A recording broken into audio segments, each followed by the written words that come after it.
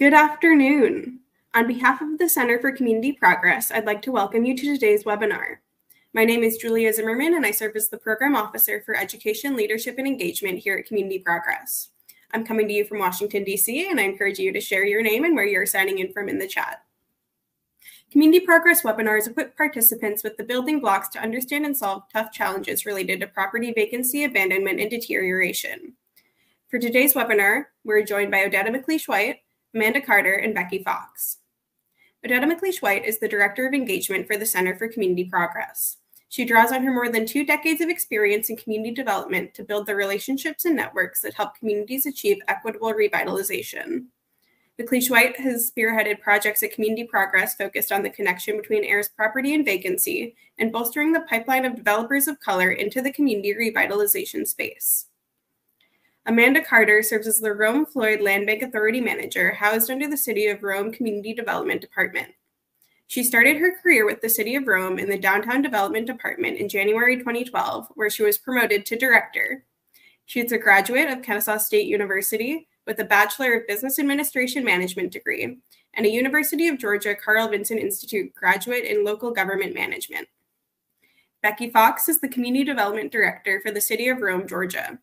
She successfully manages approximately $500,000 each year in community development block grant entitlement program funds, acts as a project manager in many instances as the funds are expended, and oversees the Rome-Floyd Land Bank Authority. Fox is passionate about redeveloping distressed neighborhoods and has seen tremendous change and improvement over her 36-year career.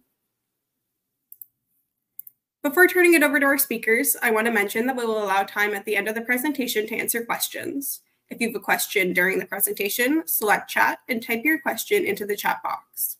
We will share presentation slides and a video recording of today's presentation in the week following. If you experience any technical difficulties, please send an email to Julia Zimmerman at jzimmerman@communityprogress.org. And with that, I will turn it over to Odetta.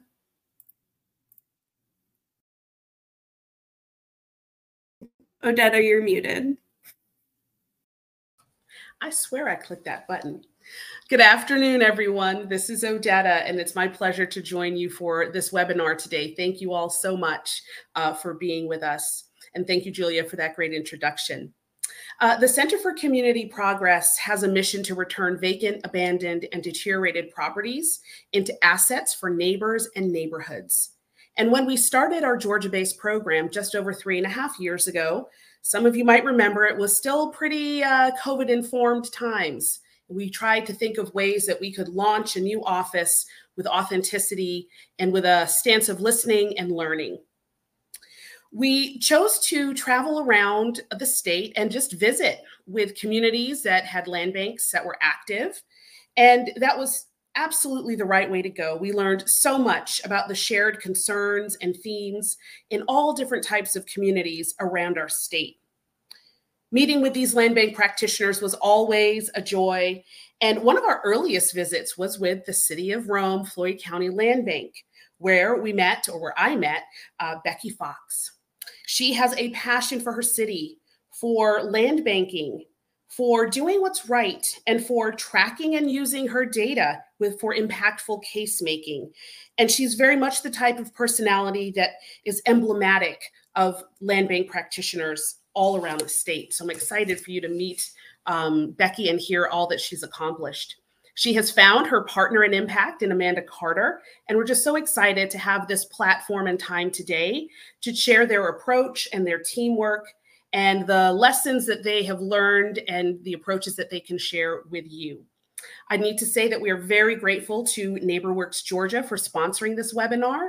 And with that, I would like to turn it over to Becky Fox. Good afternoon, and thank you, Julia. Thank you, Odetta, for a wonderful introduction. And yes, the Georgia office of the Center for Community Progress has been very instrumental in helping us propel to where we are today, 3 years later. So just again, good afternoon, happy lunch hour for those of you on the East Coast, and just sit back and we're going to tell you a story about the Rome-Floyd Land Bank Authority, its origins, where we are today and where we plan to go from here. Also hope you enjoy your next 45 or 50 minutes of Southern accent. So if you haven't had your weekly dose of that, you're fixing to get it from me and from Amanda. First, going to kind of start out, next slide, please, just with some fun facts about our little town that we love so much. Rome, Georgia was founded in 1834. We're nestled in the foothills of the Appalachian Mountains in northwest Georgia. Was built on 7 hills, and we're located at the confluence of 3 rivers, which is the Etowah, the Oostenaula, and the Coosa. And if you looked at us on a map, we're literally in a triangle, right in the middle of a triangle between Atlanta, Georgia, Chattanooga, Tennessee, and Birmingham. So we're basically around 80, 85 miles northwest of Atlanta, Georgia. Next slide. Some fun facts about our town. Again, we're small. We have a population in Rome of just over 37,000 residents. Floyd County, around 98,000 residents. Have a lot of people who travel in to work here every day. So on a business day, we're over 100,000 inside the city limits of Rome. Our median income ranges from 48,000 to 56,000.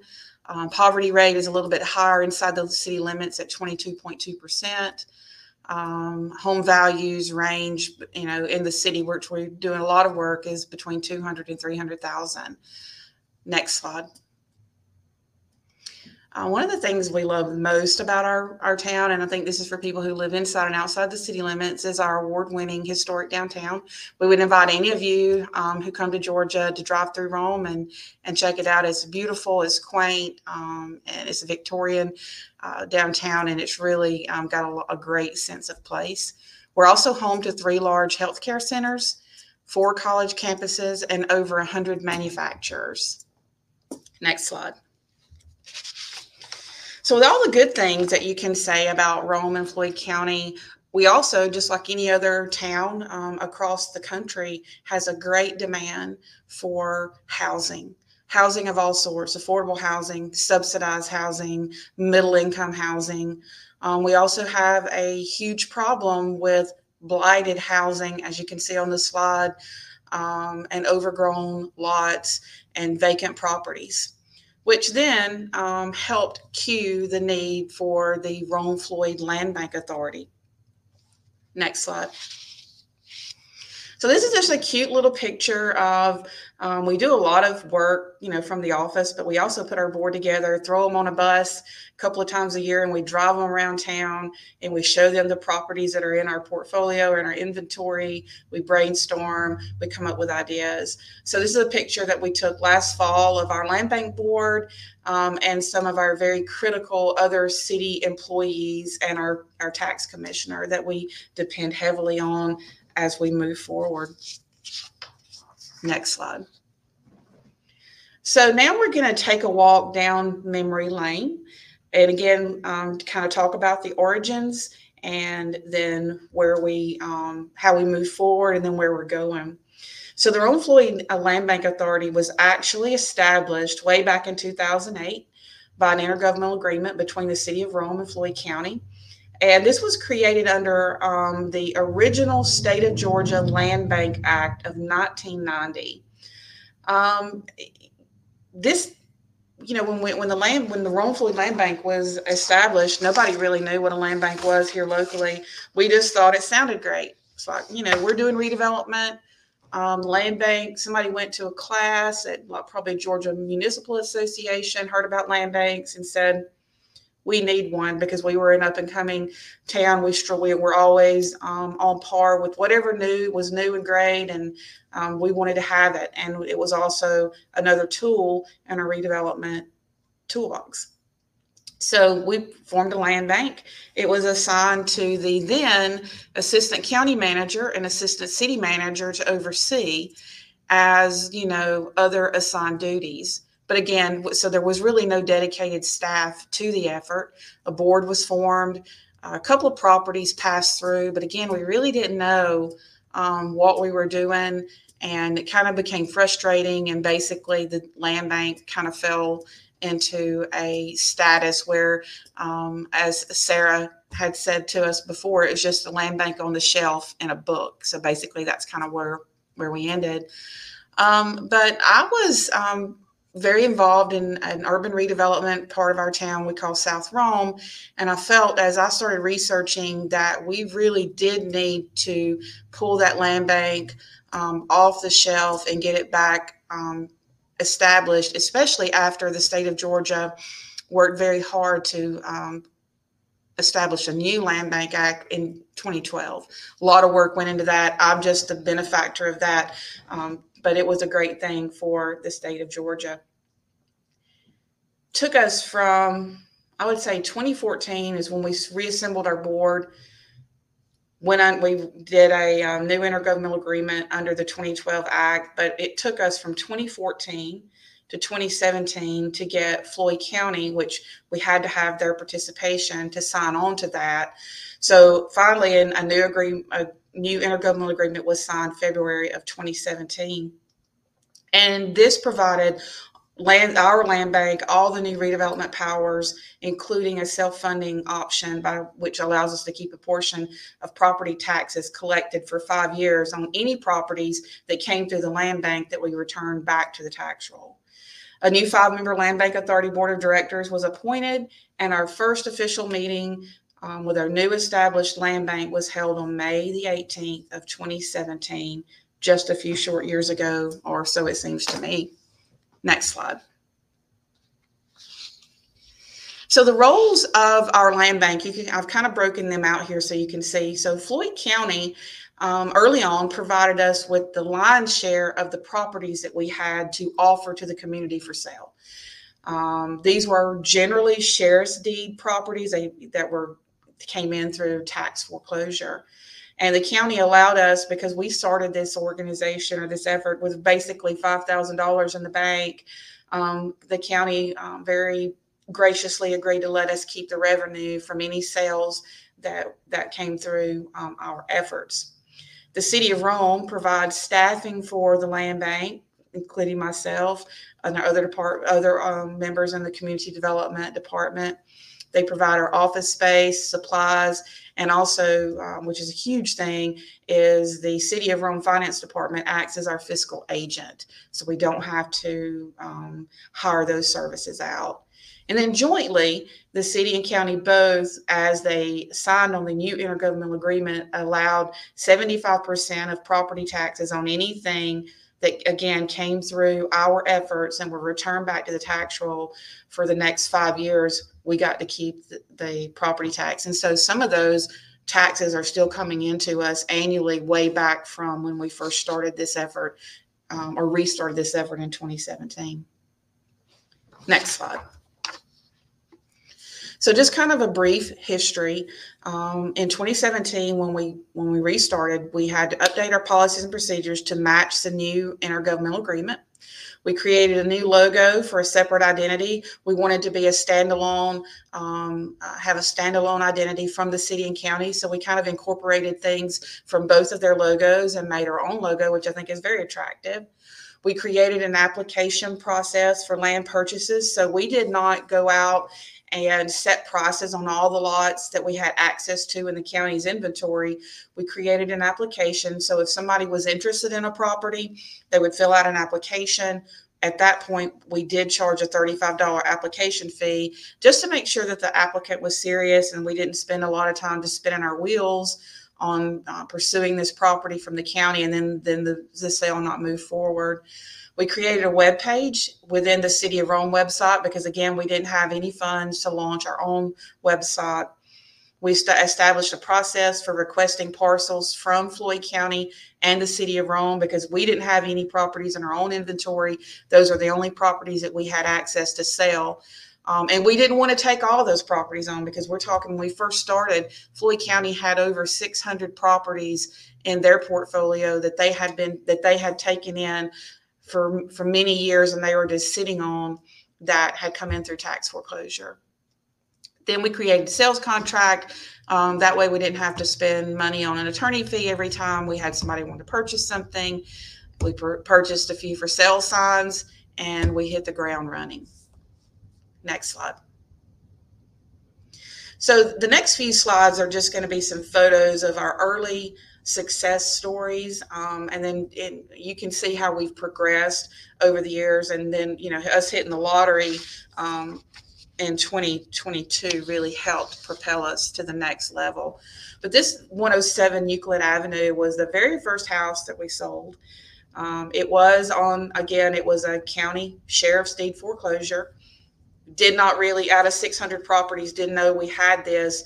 What it took for us to be able to sell this property was the adjacent property owner, who was a landlord, had a rental house next door, did some research, found out that this house he was interested in was owned by Floyd County.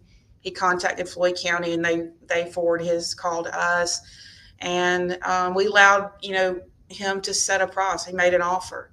So this house was actually sold for $1,400 for the rehab to be an additional rental property next door to his property. And if we had it to do it again today, we would do it totally different. But again, we learned along the way.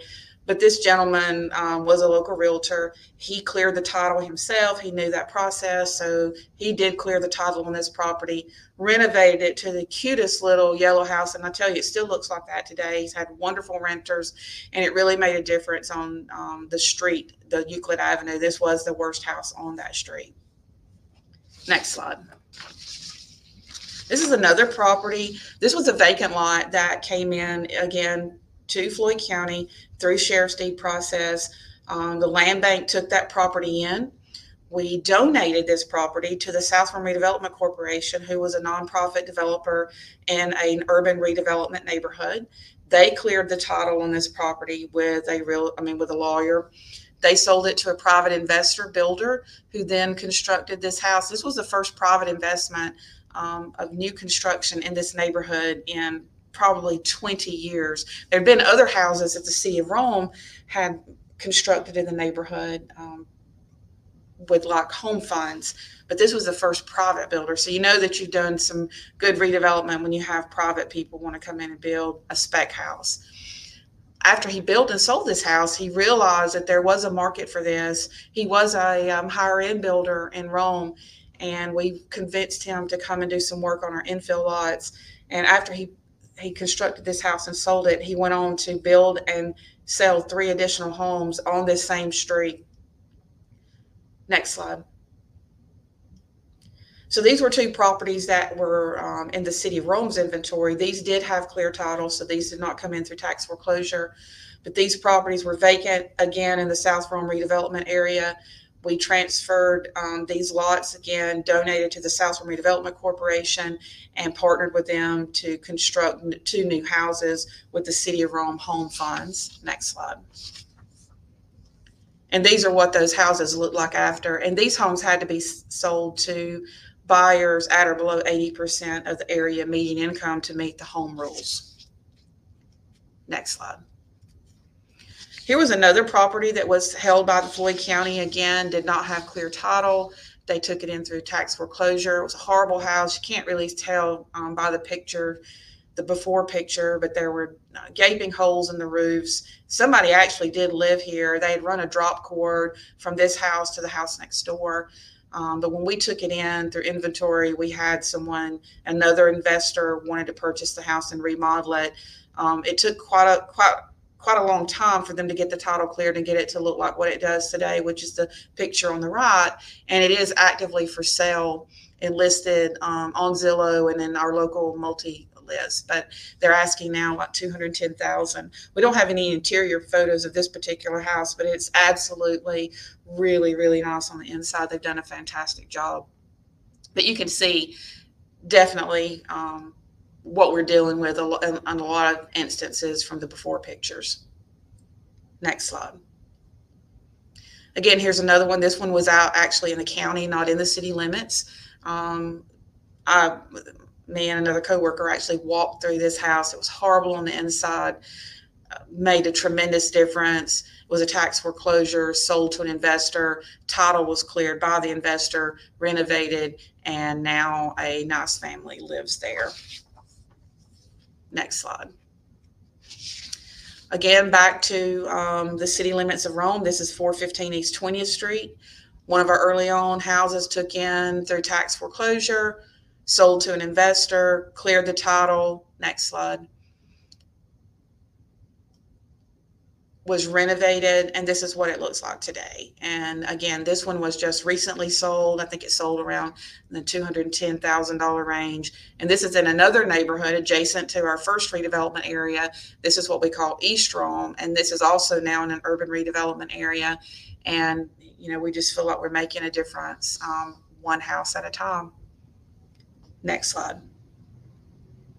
And when I told you earlier on, the private investment, the first investment in South Rome, this is the other 3 homes that he built.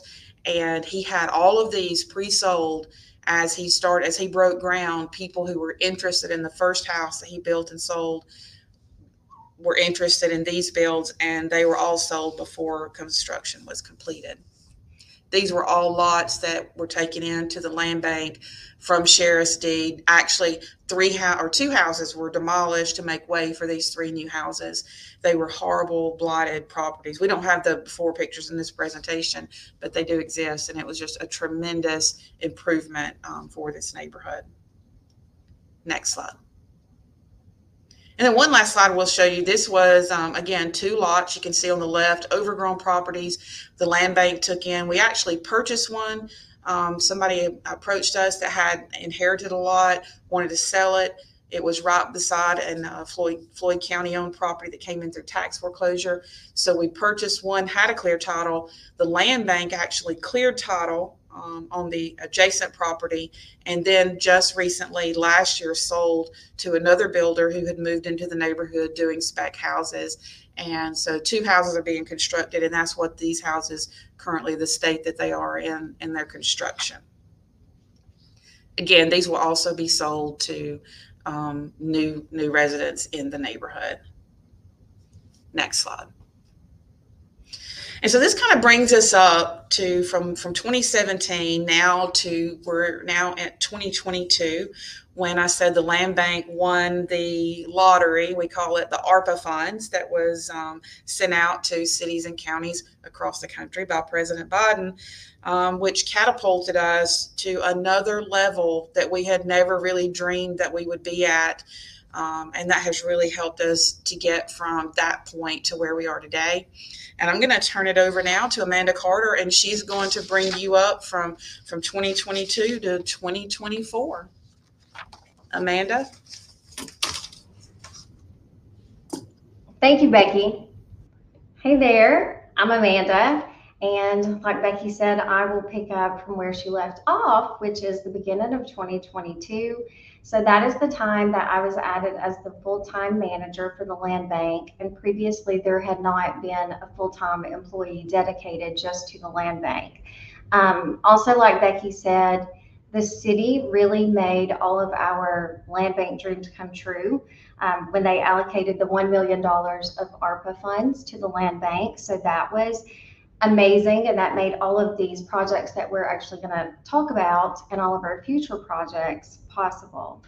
I'll just hit the highlights of how it was going in 2022. This is what we like to refer to as Land Bank 2.0 or the Land Bank 2.0 era. So we did decide to add committees. Our board was a 5-member board, and we added 2 members to that.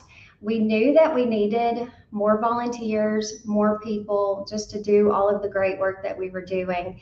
And when I came in, when we looked at the board, we did notice that we needed to diversify the board. There were not any members that represented some minority groups, so we did that. We actually added like rock star members of the community. They actually really have the pulse on the community. We added 2 members that worked with the youth in the target neighborhoods that we were working in, so that was awesome.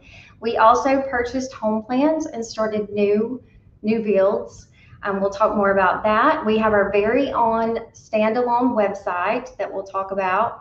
We did develop a beautification grant program, which we're so excited about that. That was actually an idea that came from our planning session, and we had some members that really wanted to make that happen. And then we developed a work plan. We purchased eProperty Plus software, which has integrated beautifully with our new website and created and approved bylaws. Next slide. So I just have to give a shout out to these beautiful ladies on the screen here who you know and love, Odetta and Sarah.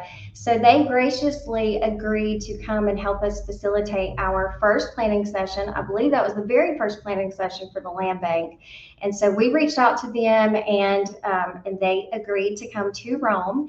And this planning session was held in April of 2022. This was so important with all the new excitement, the new energy around the land bank and the new funding.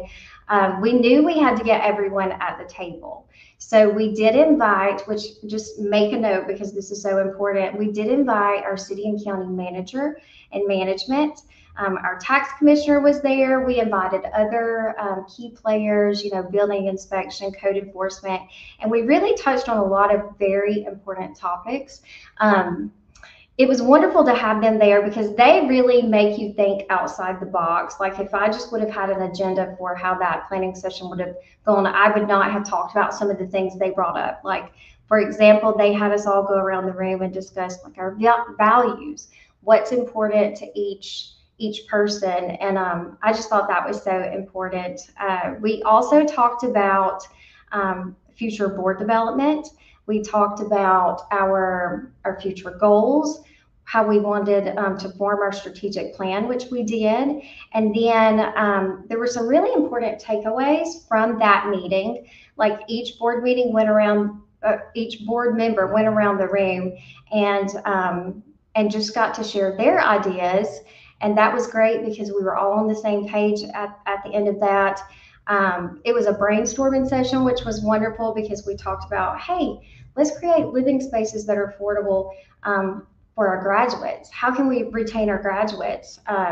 We had a member suggest different podcasts that were very useful. We talked about, selling our new homes at market rate versus, what is affordable housing. So that was very beneficial. Next slide.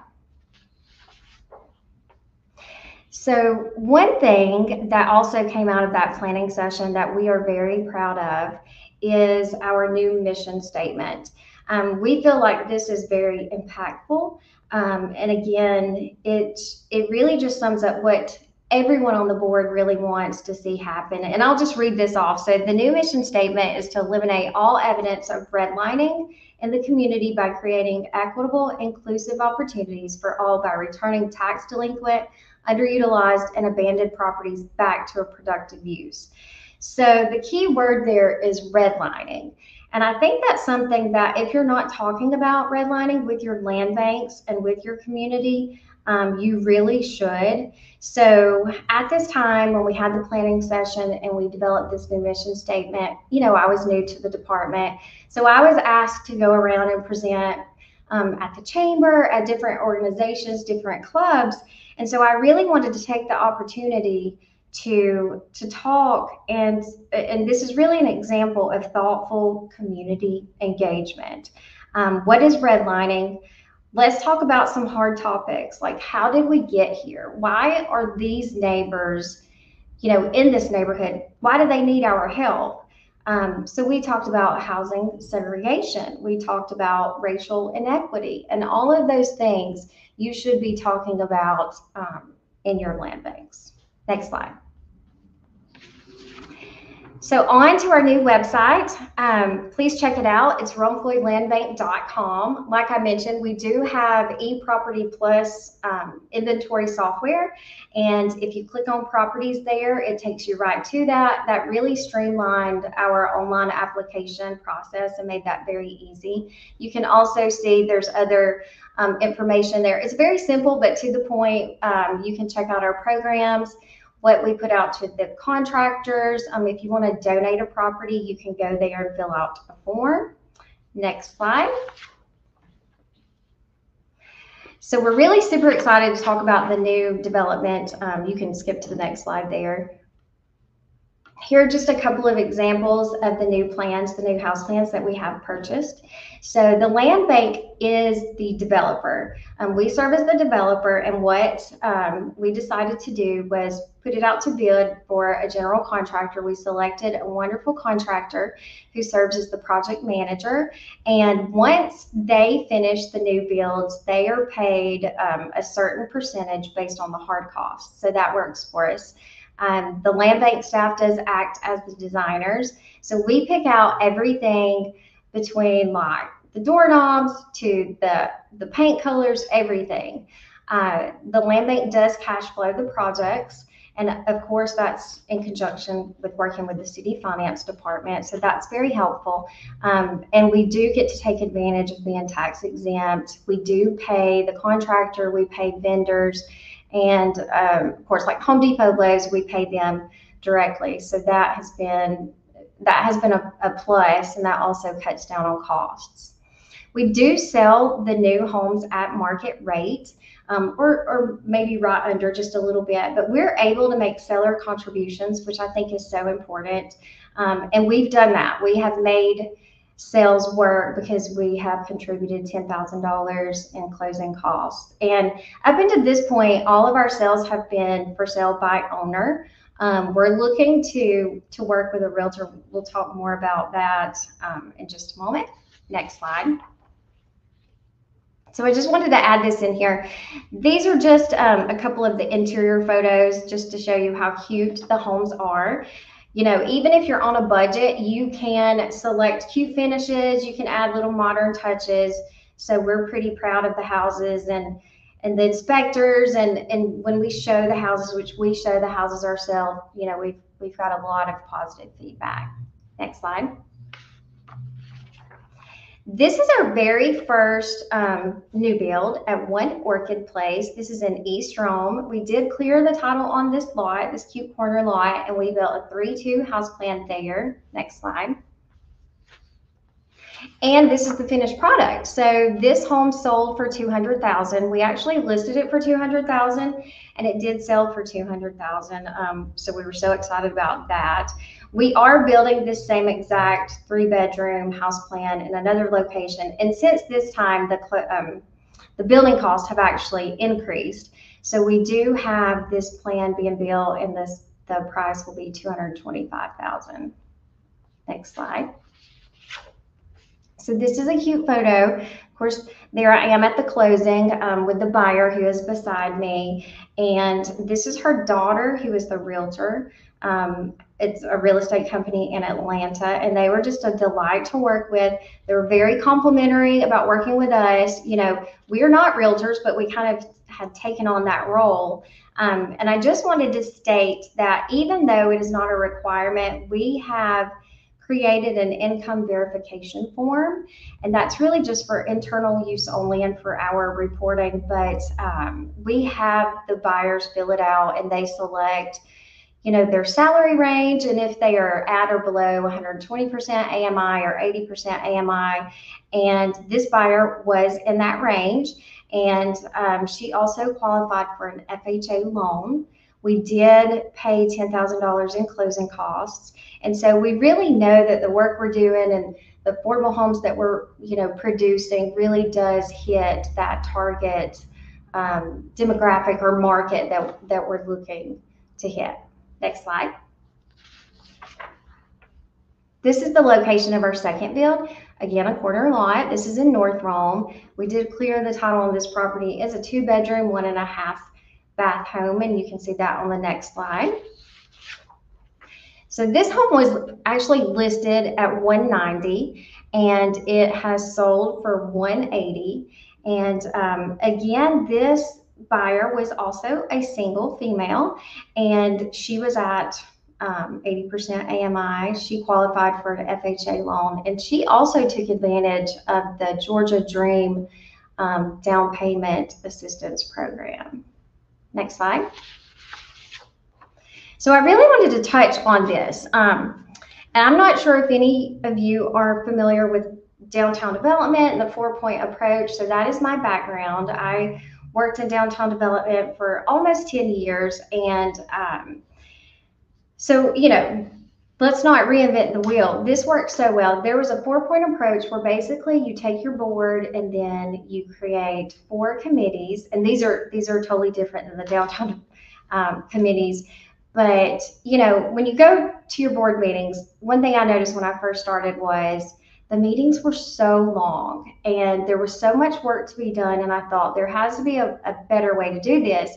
And of course, working with the committees, I thought, let's just develop new committees. And so we did that. We have the Executive, Finance, Housing Development, and Program Partnership Development Committee.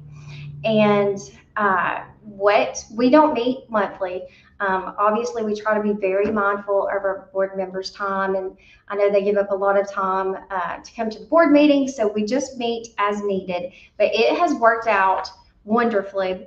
And one thing that we also did was develop a work plan, which has been so helpful in keeping us on track. And I wanted to read over a couple little things. So on this spreadsheet that we have for our work plan, we have identified, what are each committee's goals, what are the activities of that committee, and I'll just read one. So for Program Development Committee, identify opportunities for community involvement while educating Rome and Floyd County about the LBA and affordable housing, strives to build and strengthen relationships through networking opportunities, which is so important. And so some of their activities: event planning, identifying neighborhood partners, and they spark innovation. Some of the activities for Housing Development Committee: house plan and site selection and review of contracts, etc. So that helps to keep us on track, and I really think that's a very useful approach. Next slide. So how can we grow trust and make an impact? Hence the title of this webinar. One of our main goals is to build relationships in the communities in which we are working and building homes or doing rehabs.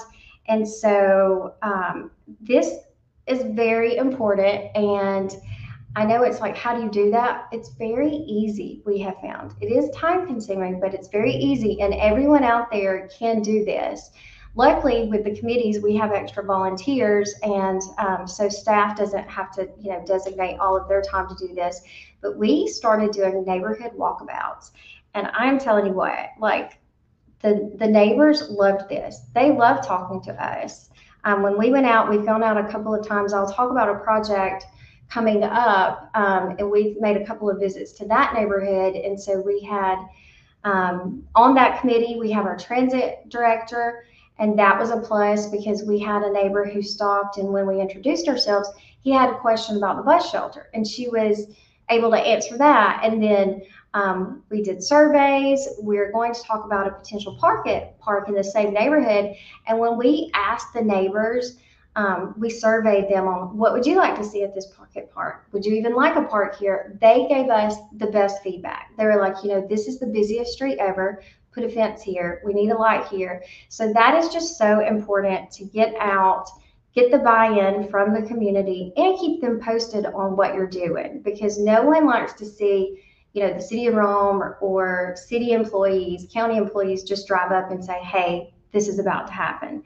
And then on the left here, you'll see this thank you little card. So this is something that we just thought of, and again, it's something so small, but it makes such a huge difference. So while we were doing the walkabouts, we met a gentleman who talked to us several times, and he was happy to do so.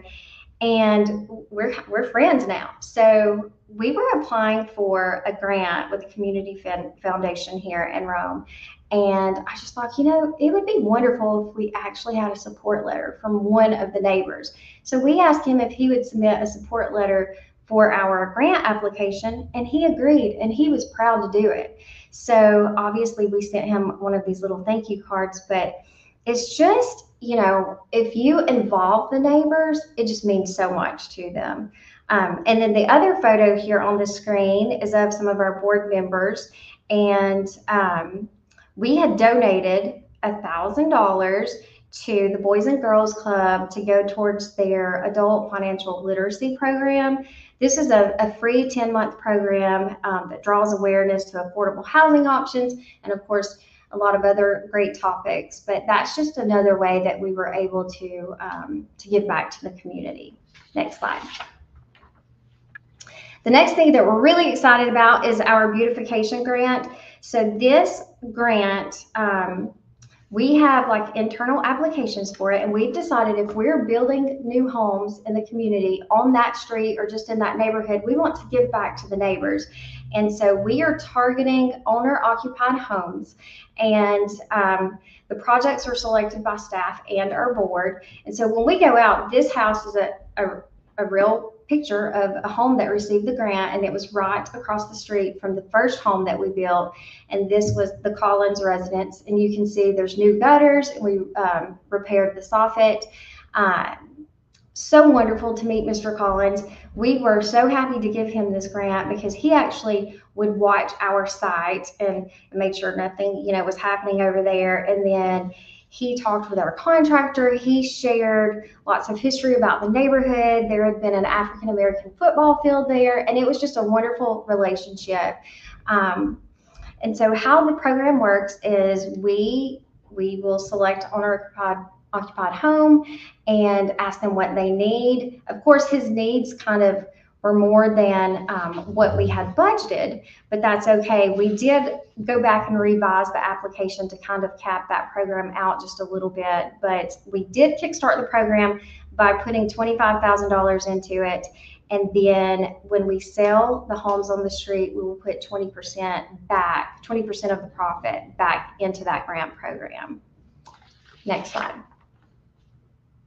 So what is next for the Rome Floyd Land Bank? There's lots of exciting things coming up. You can go to the next slide. We will obviously continue doing what we're doing. We'll continue with the single family new construction. There's a photo of one going up now. We'll continue to look for properties to acquire so that we can assemble, new builds together.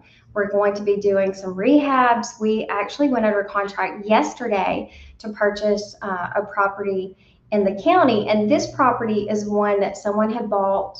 They wanted to just flip it. They had not received the proper permits. And we had talked to code enforcement about it and sent our contractor out and one of our board members out to look at it. And they're like, hey, that's a great project. So fingers crossed, we'll move forward on that one. We have several projects in the county, new builds in the county coming up. So we're super excited about that. We've currently only built new homes in the city. And then one of the newest developments, we'll be working with a realtor, and we will put an RFP out for that because we feel like we would get more attention. Staff, our time is limited. We're going out and showing the homes, and we don't go out alone. So anyways, that's very, very exciting for what's next. Go to the next slide. So this home is actually right beside the previous photo. This is, a vacant home that's been vacant for many years. They are, cutting the grass and everything. But when we go into the neighborhoods, we don't want to just build a house here and leave. We want to build a house, spread out the grant money, and then also look for opportunities. So this would be a good project for us to rehab this home. So just keep your eyes open. You can make the biggest impact, obviously, if you have several projects in one area. Next slide. And this is a photo of the community garden across the street from those homes, and we cannot take credit for that. Some other organizations created this community garden in South Rome, but that's just a plus for the neighborhood. And then if you do have any vacant lots in your inventory, that's also something that you can think about. Next slide. This is a project that's coming up. I know I need to speed it up just a little bit, but I really did want to touch on this. So we are teaming up with the Georgia Tech Urban Design Studio. It's the School of City and Regional Planning. And we are so pumped about this because the group of students, actually, they just started back, I believe, yesterday, and they'll be working the whole semester with communities, and we have been selected to work with them. So if you have any colleges in your town, and you may be familiar, I don't know if they've ever worked with you, but you should definitely take advantage of this. They'll provide all of their planning services. They are actually the students that are almost ready to graduate, so they're very knowledgeable. They will produce a strategic plan. So we have a project on East 20th Street, and they will, from start to finish, create a course of action and give us a final report on that. Next slide. And what was the attraction to Rome for them to select us? Well, basically, the city has made so many significant investments over the last 10 years into quality of life, and they recognize that. So we have an excellent trail system. Advent Health sponsored the Eco Greenway signage. TREAD is a wonderful nonprofit that connects the community with the trails and spurs economic development. And as you can see there, we have 16.7 miles of trails. And this project that they'll be working on, actually one of the trails, future trails, runs into that. Next slide. And you can just skip past this. This is just a little overhead. So this is the area that they'll be working to create the strategic plan for. In the bottom, there's a little red box there. That will be the potential pocket park. And then the other lots that you see there, the one in yellow we took in on donation, and then the ones in green we actually acquired. Next slide. So this is the home. It burned not once, but twice. This is the one we took in on donation. And lots of land bank properties are messy, and this one definitely was. But finally, we did take it in on donation, and then the city demoed the home. Next slide. That's just a photo. The city cleared that lot for us. That is where the pocket park will be. Next slide. And then the next couple of slides are just some little renderings, some ideas that we've had for natural elements on that park. And you can go to the next slide. Again, natural elements. Next slide. And lastly, for me, just wanted to say it takes a village, obviously, to do all the work that land banks do. We're teaming up with Keep Rome Floyd Beautiful to have a cleanup day. I would suggest your cities do that. And so we have invited the land bank board, employees, commissioners, and we're going to be on that street, East 20th, on September 20th to get our hands dirty and try to make a difference by cleaning up and talking to the neighbors. And with that, I know we're running short on time. I'll turn it back over to Becky.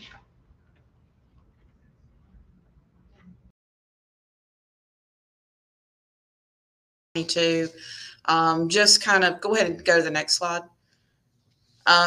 So the City of Rome and Floyd County are currently in the process of updating our local unified land development code. And so this kind of ties in with our efforts with Georgia Tech Urban Design Studio. Next slide. One of the ideas that we hope comes forward from their plan that we will receive in December is to take those lots that Amanda showed you on the map, where they were the yellow and then the green. We have about 4 adjacent parcels that have all been completely cleared, and we would love to have some type of cottage court development. Now, this is Cottages on Vaughn in Clarkston, Georgia. They've been a wonderful example for the state of Georgia and for the South as a whole. So if you've not seen their project and you would like one in your town, please go to their website. They actually have a case study. They have all the information, and you can actually purchase the floor plans from them off their site. Next slide. And they also have their key learnings. All information, like I said, is there. So again, we're not about reinventing the wheel. If somebody can help us or help us spark an idea, then that's what we want to do. We want to learn from others. So this is kind of what we're hoping for on the East 20th Street, and it will be right across the street from our new neighborhood pocket park.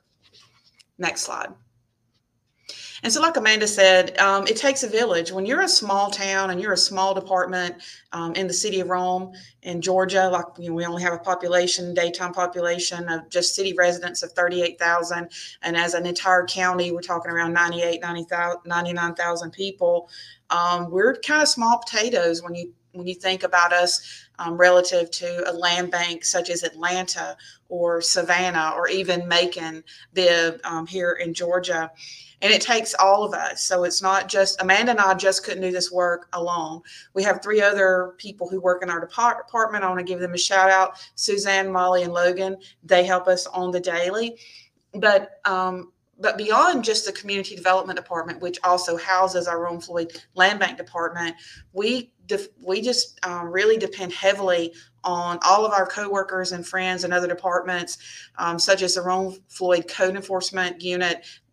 They bring us a lot of properties to our attention, as people have no other option when they get to the point to a property is so bad and they don't have the funds, or they inherited the property and they have no other outlet. The Land Bank Authority is always an option for them if they want to do donation. And we've even purchased some properties through that were originated from a code enforcement effort.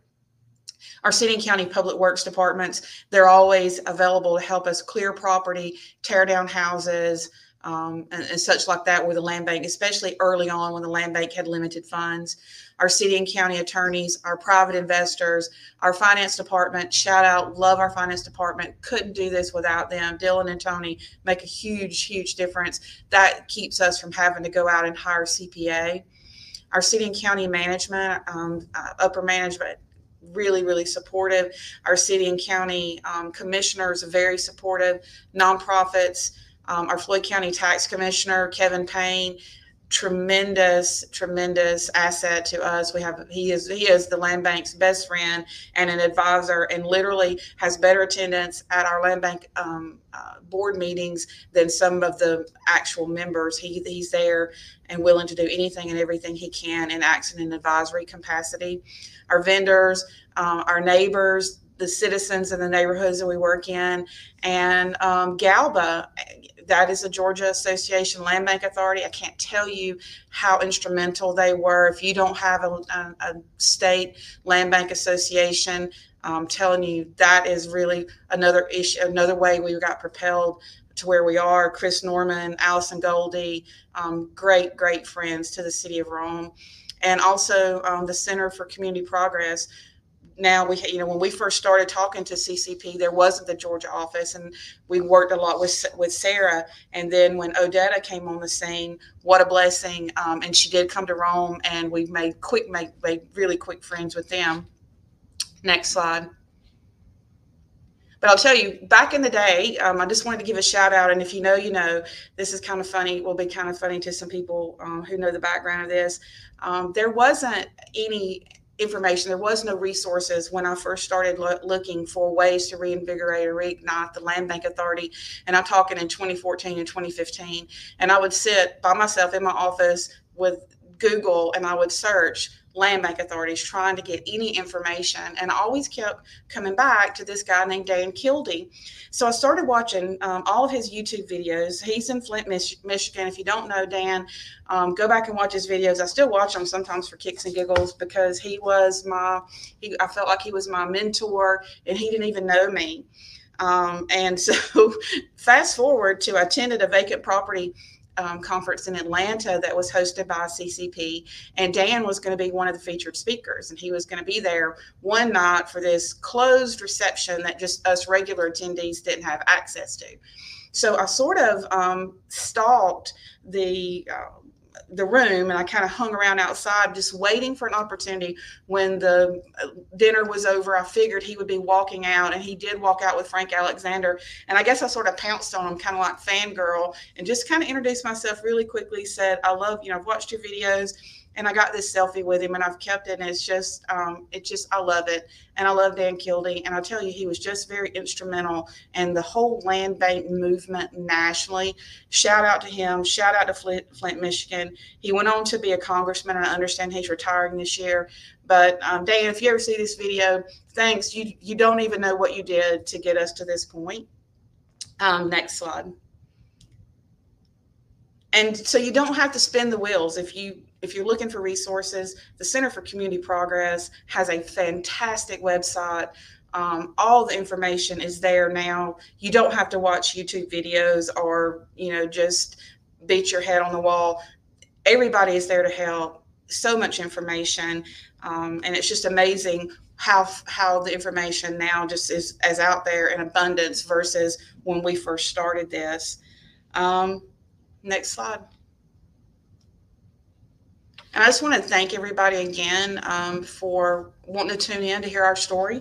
Thank you to Odetta, who felt like our story was important enough to invite us to share it on a national level. I can't see any other way that we would have been invited to do this or give our story to everybody. And we're here to help. I know we're kind of running short on time. We can talk a lot here in the South, but we'll answer as many questions as we can. And that's all we have. And that's our contact information.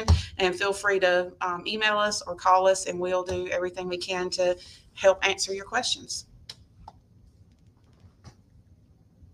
Wonderful. And Becky, thank you for filling the time. Amanda, thank you for filling the time. We do have just a few minutes, so I'm going to do my best to pick a couple quick questions that I think we can address. Becky and Amanda sharing their contact information, y'all, is real. They are happy to chat about what they're doing. So some of these more substantive questions, please feel free, if you don't hear your question shared today, to reach out. And we will be sharing the recording and these slides in the days following this webinar, so you will have that information. We've added links to 2 key, at least Georgia resources for land banking. Thank you, Becky, for lifting up Community Progress's overall website, where you can also find information about Reclaiming Vacant Properties Conference coming up in October. Great opportunity to meet other land bank and community revitalization practitioners. And we have the National Land Bank Network, which is incubated at Community Progress. There should be a link to that, or you can also find that network on our website.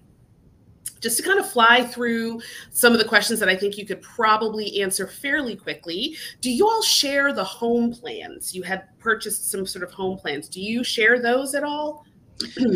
We don't at this point, because I'll tell you, when we purchased the plans, we had, they're kind of patented or protected by the architect or the designer. Now, if we had plans that didn't have that attachment or whatever to, we certainly would love to. We've asked for years to get plans from other people. And a lot of times that's what you're facing when you purchase stock plans from somewhere. Great, thank you. How many properties are in y'all's inventory at this time?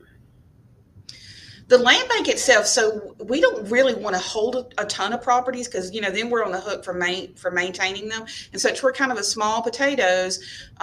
We only hold 20-ish right now, and those are even counting the ones that we're building on. We have access to a number of properties that the city and county hold through that they've acquired for various reasons. But as those properties dwindle and we've sold those, we're going to actually have to start acquiring properties to continue doing the work that we're doing, or we take properties through donation. But at any given time, Odetta, we probably have 20, maybe 25 in our inventory total. Great. And then I'll give our last question to your fantastic neighborhood beautification grant. Folks just wanted to know, is it a state grant? Were you using ARPA?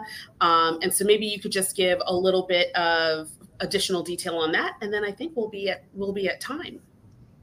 It is actually a land bank grant. This was just something that was born out of our planning session. The land bank felt like we want to take some funds that we make and give back to the neighborhood. So we, out of our original land bank budget after 2022, we allocated $25,000 startup money for this grant. And that is something that we manage in-house. And for every property that we sell, we take a percentage of the profit that is made, which, we're not in the profit-making business. So we only get a tiny bit of profit. And that profit is split between ongoing operations, staff costs, future housing development. But we put 20% back into the beautification grant because we want to give back to the people who live in the neighborhood where we're building these homes and selling them. I just love that so much. What a great way to spread the impact across the block. Thank you guys so much. Thank you. Thank you, Becky. Thank you, Amanda. Thank you, Odetta, for a wonderful webinar. And thank you, NeighborWorks, for your generous sponsorship of this webinar. We hope to see all of you back here in September for our next webinar. And we hope to see all of you in St. Louis for the Reclaiming Vacant Properties Conference this October. I'll drop a link in the chat for anybody who's interested in learning more about that conference. I hope you all have a great afternoon. Goodbye.